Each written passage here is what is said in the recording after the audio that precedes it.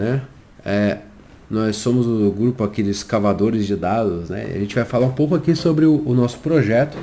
Basicamente, que ele é uma recomendação de produtos financeiros aí, tá? Então a gente vai detalhar um pouquinho melhor. Nosso grupo aqui é composto por mim, né? Pela Ceci, pelo Igor, pelo João e pelo William, tá? Então falando um pouco do problema, basicamente, né, como eu comentei, ele se trata de uma recomendação de produtos financeiros, no caso produtos bancários, né, a partir de uma base de clientes do Banco Santander, tá? Então basicamente a gente tem aí ao longo do tempo aí desde janeiro de 2015 até maio de 2016 os produtos financeiros adquiridos por uma série de clientes do banco, e a ideia seria a gente conseguir predizer quais produtos ou serviços que esses clientes possuirão entre os meses de março e maio de 2016, de acordo com o seu histórico.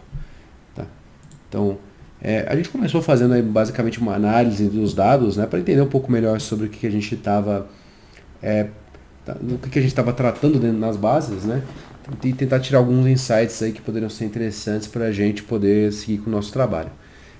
Então, assim, algumas análises que a gente fez foi basicamente começando a ver de uma forma um pouco mais simples, primeiro a renda, o número de clientes, né, do banco. A gente tentou identificar onde que esses clientes estavam primeiro localizados, né, e a gente viu que tanto a renda quanto o número de clientes estavam localizados principalmente nos grandes centros urbanos, né, principalmente Madrid e Barcelona aqui. E nesse caso, quando a gente olhou para a renda média, a gente esperava também que a renda média também tivesse nos centros urbanos, o que não se mostrou a realidade, né? Porque a gente verificou que a renda média estava uma renda média maior estava localizada em alguns outros locais aí, principalmente na província aí de Ceuta, e também apareceu aqui essa província aqui de Baleares também, que teve alguns números interessantes de renda média. Outra análise que a gente fez aqui dessas bases foi quando a gente começou a olhar ela de uma forma um pouco mais ao longo do tempo, né, para a gente tentar enxergar como que a renda e o número de clientes se comportava dentro desse período aqui que a gente observou. Aí a gente notou aqui dois eventos interessantes nessas duas regiões aqui. Primeiramente aqui entre junho e julho de 2015, onde a gente teve um aumento bastante expressivo no número de clientes e renda, e também aqui a partir mais ou menos aqui de novembro de 2015, onde a gente teve uma inversão entre a renda e o número de clientes, né? O número de clientes estava aumentando ao passo que a renda estava diminuindo. Então, primeiro a gente tenta observar o que estava acontecendo nesse primeiro período aqui.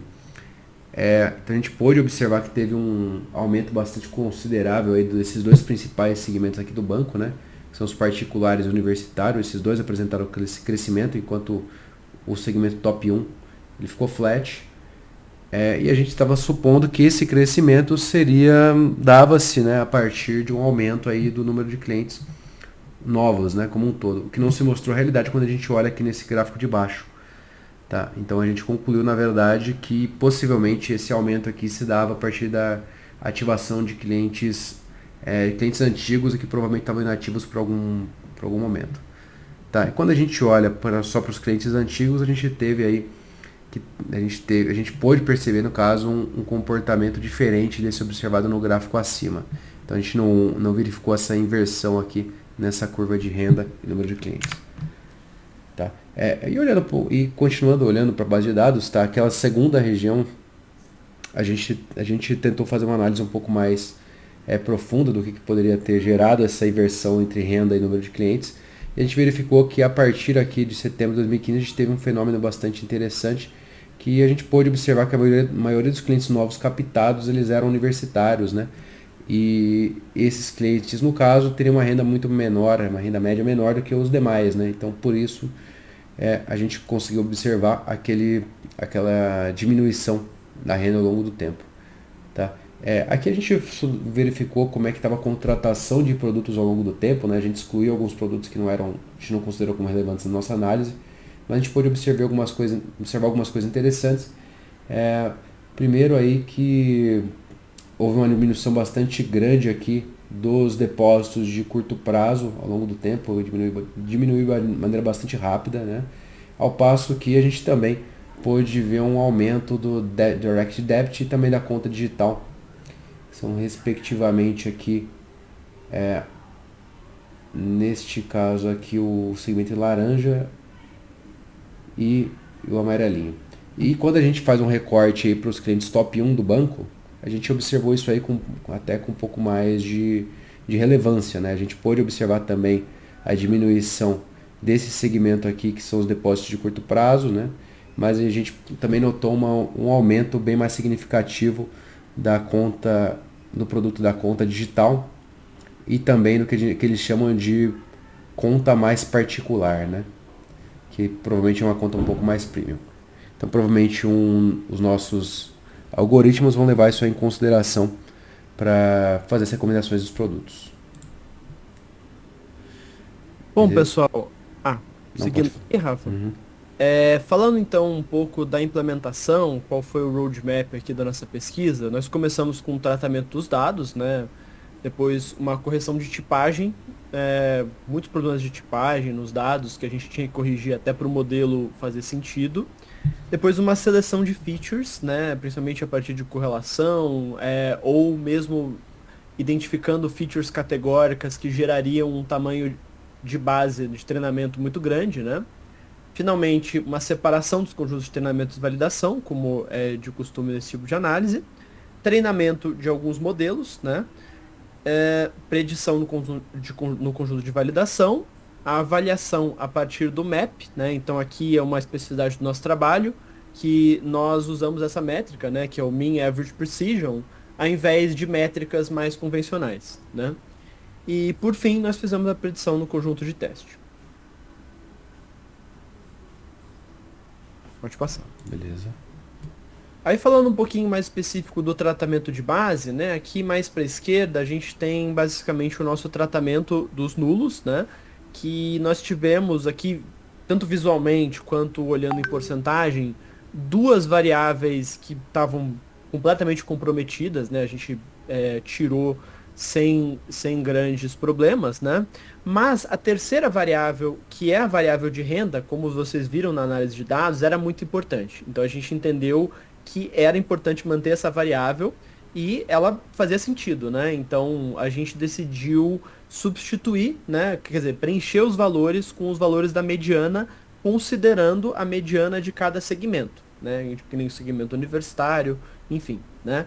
Então nós preenchemos esses 20% de valores com a mediana para termos os dados. E aí as outras variáveis, né, as outras linhas que estavam com problema, nós tiramos da base de dados. E aí aqui do lado direito, né, nós temos a nossa análise de correlação, a matriz de correlação.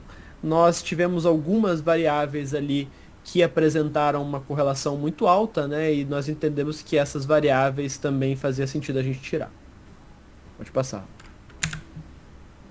Aí chegando aqui aos resultados, né, é importante falar que apesar da nossa análise de dados mostrar ou dá a entender que é um modelo, que o modelo ideal seria um modelo de séries temporais, nós não tínhamos tanto tempo para implementar esse modelo e a complexidade parecia ser, enfim, muito desafiadora, né? Então a gente pensou, bom, vamos tratar esse problema como um problema multilabel, né? E incorporar algumas variáveis de lag, né? Ou seja, o estado, né, do label no período anterior influenciando o label no período seguinte, né? Nós fizemos isso, né, e conseguimos chegar a resultados satisfatórios, né? Então, apesar da gente não incorporar um modelo de séries temporais, a gente incorporou a dimensão temporal através dessas variáveis de lag, né? Aí aqui, pegando essa variável que nós temos para avaliação, que é o MAP@7, né? Tem uma especificidade, né, que na verdade a gente tem um valor para as predições aleatórias, que a gente usa meio que como um baseline ali, que a gente tem que ter um desempenho melhor, né? Mas o valor das predições perfeitas, ou seja, o modelo perfeito, na verdade é baixo também, né? Então, quando a gente compara esses valores aqui, a gente tem que comparar justamente com esses dois referenciais, né? E aí aqui mostrando, a gente testou basicamente essas 5 implementações, KNN, regressão logística, Random Forest, rede neural MLP e XGBoost, e o modelo que teve melhor desempenho foi o XGBoost. com aproximadamente 0,15 de MAP, né? O que, de novo, comparado ao 0,004 da predição aleatória e com o próprio modelo, entre aspas, perfeito de 0,39, é um desempenho satisfatório, né? Aqui, só especificando, foi um XGBoost com o parâmetro N-Estimators de 1000, né? Mas com uma performance ótima, né? Em termos de treinamento, né? E quando a gente aplicou no conjunto de teste, nós chegamos a um valor de 0,13. 0,03, desculpa. Aí passando. Aí, concluindo, né? Basicamente, que nem eu falei, o XGBoost foi o melhor modelo, né? Com esse map. É um map que a gente considera satisfatório, melhor que o modelo aleatório, né? Então, para o caso multilabel, considerando essa métrica, foi um desempenho que nos agradou, né? Mas, né, aqui o ponto 3, a gente entende que esses resultados muito provavelmente podem ser melhorados com uma arquitetura que incorpore melhor essa dimensão temporal. Um exemplo aqui seria uma rede neural LSTM, que trata de fato essa dependência temporal entre os dados. Mas haveria uma dificuldade de implementação e nós optamos por uma arquitetura mais simples. E, né, para completar, essa arquitetura mais simples, né, que foi um classificador multilabel aliado a criação de variáveis de lag, se mostrou capaz, né, mesmo na sua simplicidade, de aprender, né, um pouco dessa dimensão temporal e chegar a resultados satisfatórios do map. E é isso. Obrigado pela atenção. É isso.